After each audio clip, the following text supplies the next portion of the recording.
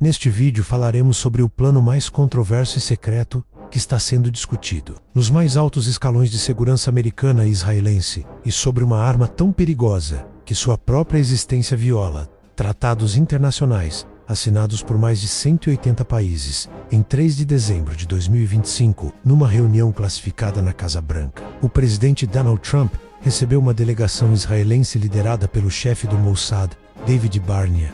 O objetivo oficial era a coordenação de inteligência sobre ameaças regionais, mas segundo fontes próximas à reunião, o verdadeiro tema foi muito mais explosivo: a apresentação de uma nova classe de armas biológicas etnicamente direcionadas, desenvolvidas secretamente por Israel, capazes de atacar especificamente populações com marcadores genéticos persas, enquanto deixam populações árabes, turcas e europeias intocadas.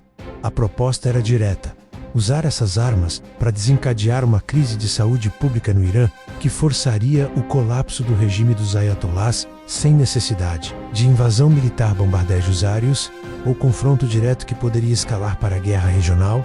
Trump, segundo as fontes, não rejeitou a ideia imediatamente. Pediu mais informações técnicas, análise de riscos e avaliação de negação plausível. A reunião durou 3 horas e terminou sem decisão final. Mas o fato de que chegou tão longe já é alarmante o suficiente. Mas antes de avançarmos, é preciso deixar um ponto absolutamente claro. A própria discussão desse tema é extremamente sensível. O uso de armas biológicas é proibido pela Convenção de Armas Biológicas de 1972. Para entender por que esse plano está sendo considerado, precisamos entender a longa história de confronto entre Estados Unidos, Israel e Irã. A guerra secreta entre Israel e Irã não começou ontem. Vem sendo travada há mais de 4 décadas. Desde a Revolução Islâmica de 1979, que transformou o Irã de aliado e inimigo mortal de Israel. Antes de 1979, o Irã do Shah Mohammed Reza Pahlavi mantinha relações diplomáticas e comerciais com Israel. Iranianos treinavam em academias militares israelenses. Israel vendia armas ao Irã. Havia até voos diretos entre Tel Aviv e Teherã. Tudo mudou quando o Ayatollah Khomeini assumiu o poder. O novo regime iraniano declarou Israel um tumor cancerígeno que precisava ser eliminado. E desde então, o Irã vem construindo metodicamente capacidade para destruir Israel através de proxies regionais e desenvolvimento de armas nucleares. O Hezbollah no Líbano, o Hamas em Gaza, as milícias xiitas no Iraque e na Síria, todos são financiados, treinados e armados pelo Irã especificamente para atacar Israel. E nos últimos anos, o Irã chegou perigosamente perto de desenvolver uma bomba nuclear, que os ayatolás prometeram publicamente usar contra Israel. Israel respondeu com uma campanha de sabotagem que é lendária na história da espionagem. Em 2010, o vírus de computadores Stuxnet, desenvolvido conjuntamente por Israel e Estados Unidos, destruiu centenas de centrífugas nucleares iranianas. Antrey 2010 e Tu 2012. Pelo menos 5 cientistas nucleares iranianos foram assassinados em operações atribuídas ao Mossad. Em 2020, o cientista-chefe do programa nuclear iraniano, Mohsen Farizadeh, foi morto por um sistema de armas robotizado controlado remotamente de Israel. Mas nada disso deteve o programa iraniano permanentemente. Cada instalação destruída foi reconstruída mais profundamente enterrada. Cada cientista morto foi substituído. E em 2024, analistas de inteligência concluíram que o Irã estava a apenas 3-6 meses de ter material físsil suficiente para uma bomba. Foi nesse contexto de desespero estratégico que Israel começou a explorar opções mais radicais, e uma delas envolveu avanços recentes em biotecnologia genética, que, nas mãos erradas, poderiam se tornar as armas mais discriminatórias e aterradoras já criadas. O conceito de armas biológicas etnicamente direcionadas não é ficção científica. É ciência real que existe há anos, mas que sempre foi considerada tabu absoluto pela comunidade internacional. A ideia básica é simples, mas perturbadora. Diferentes populações humanas carregam marcadores genéticos distintos, baseados em milhares de anos de evolução isolada. Persas, árabes, judeus, europeus, todos têm pequenas diferenças no DNA que podem ser identificadas através de sequenciamento genético.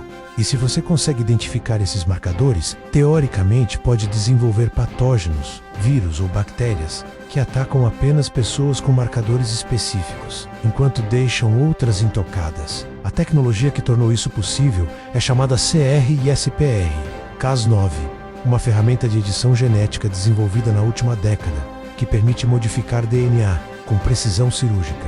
Em 2015, cientistas chineses usaram CRISPR para criar os primeiros embriões humanos geneticamente modificados.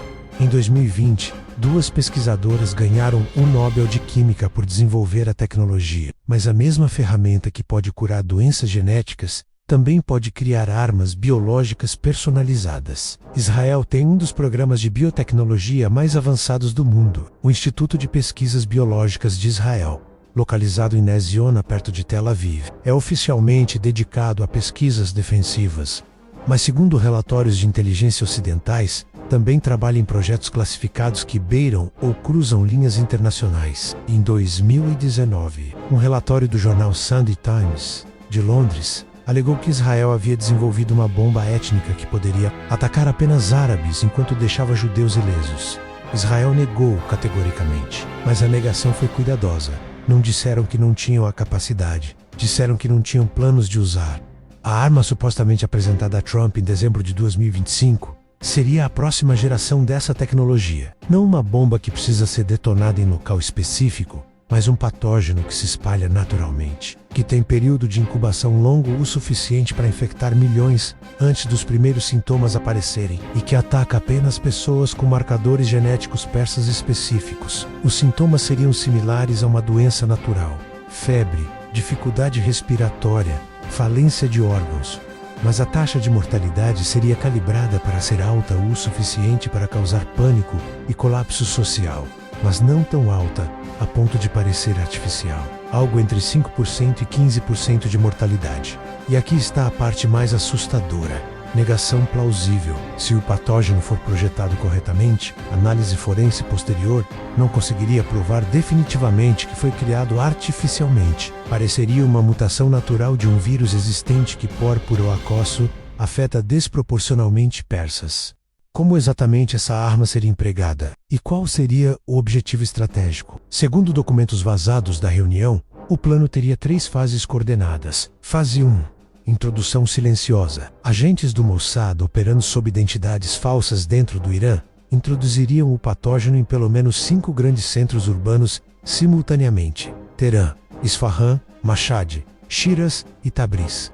Os vetores de introdução seriam sistemas de transporte público, estações de metrô, terminais de ônibus, aeroportos, lugares com alto tráfego de pessoas que garantiriam dispersão rápida. O momento seria crucial. A introdução aconteceria durante o Nowruz, o Ano Novo Persa, em março, quando milhões de iranianos viajam pelo país visitando familiares. Isso garantiria que o patógeno se espalhasse de cidades grandes para vilarejos remotos em questão de dias. Fase 2. Período de incubação silenciosa. Por 14 dias após a introdução, o patógeno se espalharia sem sintomas visíveis. Milhões seriam infectados sem saber. O sistema de saúde iraniano não detectaria nada anormal, porque ainda não haveria doentes. Mas então, aproximadamente 2 semanas após a introdução inicial, os primeiros casos começariam a aparecer. Hospitais em todo o Irã começariam a receber pacientes com sintomas respiratórios graves. Inicialmente pareceria um surto de gripe sazonal, mas a velocidade de deterioração seria alarmante. Fase 3. Colapso em cascata. Em 3 a 4 semanas, o sistema de saúde iraniano estaria completamente sobrecarregado. Hospitais sem leitos, ventiladores esgotados, profissionais de saúde infectados. E aqui está onde o verdadeiro objetivo se revela. Não é matar toda a população iraniana, é criar caos suficiente para forçar a mudança política. O regime dos ayatollahs depende de controle absoluto sobre a população através de medo e repressão.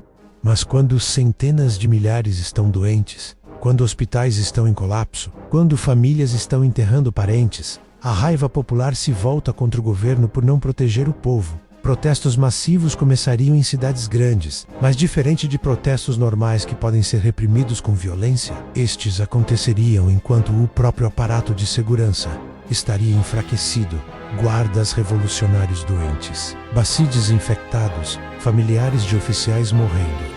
E, crucialmente, o patógeno seria projetado para não afetar minorias étnicas significativas no Irã menos curdos, árabes, azeris, baluchis. Essas populações, historicamente oprimidas pelo regime persa, veriam que não estão sendo afetadas pela doença. Isso criaria divisões étnicas que poderiam fragmentar o país. O objetivo final não seria simplesmente derrubar os ayatolás, mas balcanizar o Irã em múltiplas entidades menores e mais fracas que nunca poderiam ameaçar Israel novamente.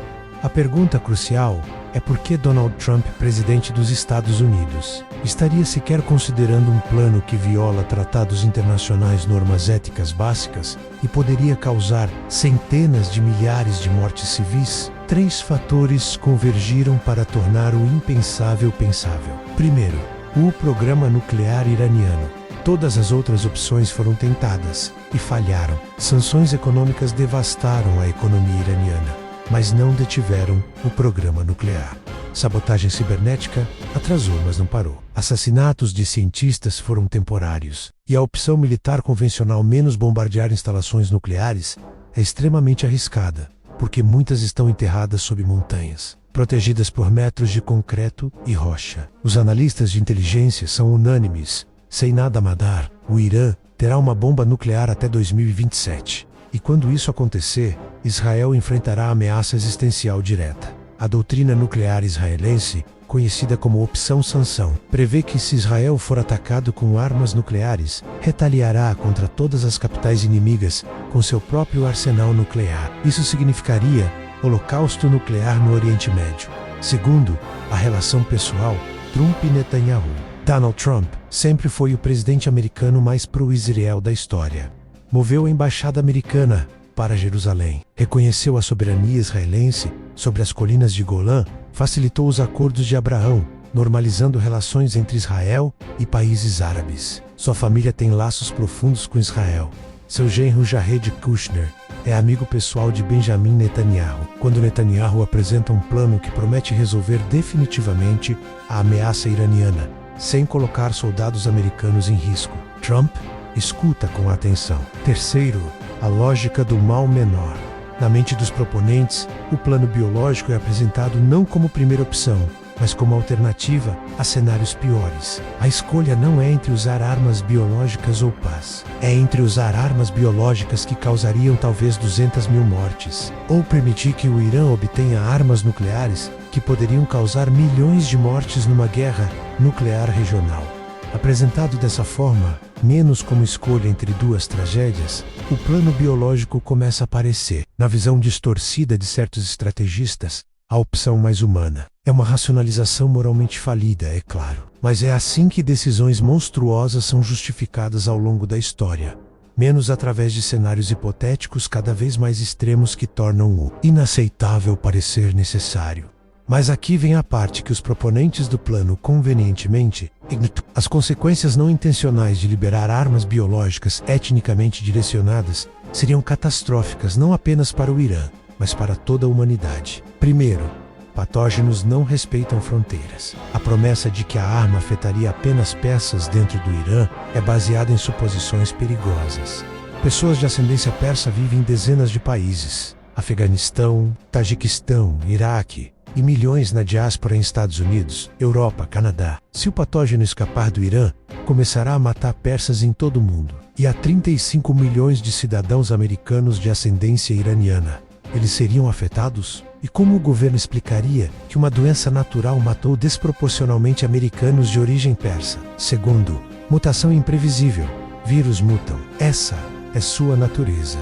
Um patógeno projetado para atacar apenas marcadores genéticos persas pode, após algumas gerações de replicação, sofrer mutações que expandem seu alcance. De repente começa a afetar populações com marcadores genéticos similares menos curdos, azeris, até árabes. O que começou como arma cirúrgica se transforma em pandemia regional. Terceiro, o precedente mais perigoso da história. Se Estados Unidos e Israel usarem armas biológicas etnicamente direcionadas, o tabu absoluto contra essas armas será quebrado. China poderia desenvolver armas direcionadas a japoneses, Rússia poderia criar patógenos contra ucranianos, Paquistão contra indianos, Norte da Coreia contra sul-coreanos. Estaríamos abrindo a caixa de Pandora de uma nova era de guerra genocida, onde países tentam eliminar populações inteiras através de engenharia biológica.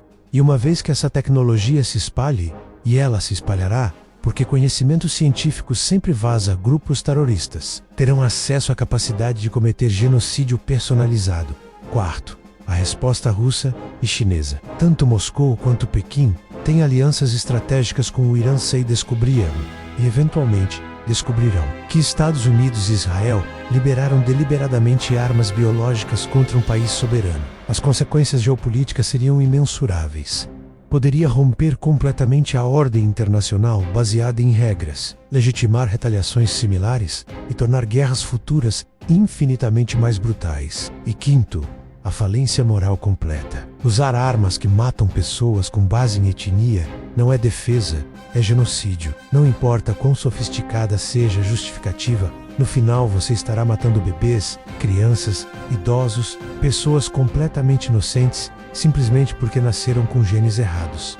E uma vez que você cruza essa linha, não há volta. A história julgará essa ação não como estratégia brilhante, mas como crime contra a humanidade do mesmo nível dos piores horrores do século XX. No final, o plano proibido não é sobre inovação estratégica ou autodefesa inteligente. É sobre o ponto onde medo, desespero e arrogância tecnológica se encontram para produzir monstruosidade.